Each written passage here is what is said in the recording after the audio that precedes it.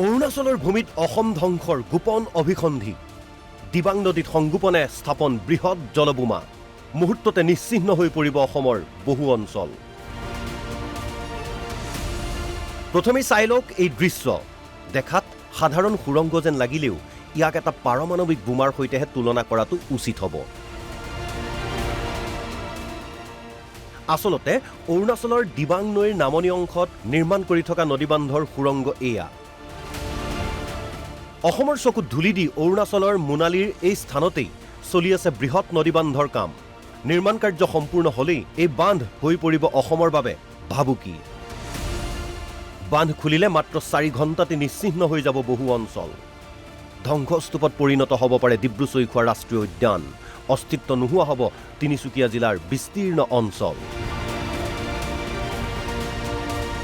valley যিটো বান এটো এটা বহুত ভয়ানক বান আৰু বিশেষভাৱে অসমৰ কাৰণে এটো এটা অতি বিপজ্জনক এটা কাম কেইমিনিটমানৰ ভিতৰতে তাৰ পানী আহি ডিব্ৰু-চৈখোৱা পাই যাব আৰু তাত যেতিয়া 300 মিটাৰ ওখ উচ্চতা বানটো যেতিয়া সদায় খুলিব সদায় বন্ধ কৰিব তাৰ পানীয়ে প্ৰত্যেক দিনাখনে জুৰুলা কৰি থাকিব প্ৰত্যেক দিনাখনে বাৰিষা টাইমত যেতিয়া অভাৰফ্লাড হৈ যাব চাইনাৰ ফালৰ পৰা আহিব তেতিয়া কন্ট্ৰোল কৰিব নোৱাৰিব তেওঁলোকে আৰু কেইবাদিনৰ কাৰণে হয়তো খুলি দিব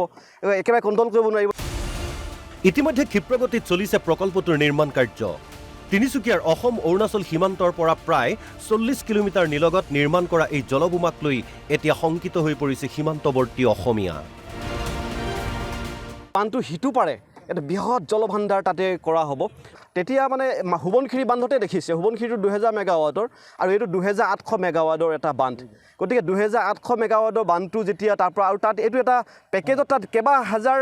বান্ধ তাত ইটাল তাৰ অলপ ওপৰত ইটালিন বান্ধ আছে কেবাটাও বান্ধ তাত তেওঁলোকে তৈয়াৰ কৰিছে আৰু কেবাটাও বান্ধ কেবা হাজাৰ মানে মেগাৱাটৰ হ'ব তো কেৱল লোৱাৰ দিবাং ভেলি বান্ধটোৱে 2800 মেগাৱাটৰ এটা বান্ধ ভয় লগা কথাটো হৈছে যে 2800 মেগাৱাট শক্তি সম্পন্ন এই বান্ধটোৰ উপৰিও অৰুণাচলত নিৰ্মীয়মান অৱস্থাতে আছে আন কেইবাটাও জলবিদ্যুৎ প্ৰকল্প ৰাজ্যখনৰ লোহিত দিবাং চিয়াং সুবনখিৰিত 150ৰো অধিক প্ৰকল্পৰ কাম হাতত লৈছে কেন্দ্ৰীয় তথা অৰুণাচল চৰকাৰে যদিহে অসম চৰকাৰে এই ক্ষেত্ৰত সময়োচিত পদক্ষেপ গ্ৰহণ নকৰে তেনেহলে এক প্ৰকাৰ জলপ্ৰলয়ৰ সৃষ্টি হোৱাটো নিশ্চিত কিয়নো নামনি সুবনখিৰি জলবিদ্যুৎ প্ৰকল্পতকৈ অধিক শক্তিশালী এই নামনি দিবাং জলবিদ্যুৎ প্ৰকল্পটো সুবনখিৰি জলবিদ্যুৎ প্ৰকল্পৰ বাবে মাৰ বান্ধি থিয় দিছিল জনতাই কিন্তু ৰহস্যজনক কাৰণত নামনি দিবাং প্ৰকল্পৰ ক্ষেত্ৰত নিশ্চুপ হৈ আছে দল সংগঠন প্ৰশ্ন উঠিছে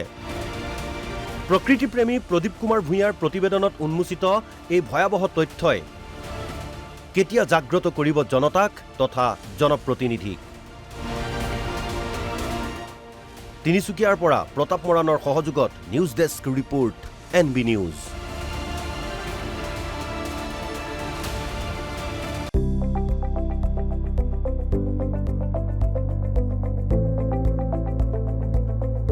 NB নিউজ সহজ সৰল ভাষাত নৱভাৰতৰ কথা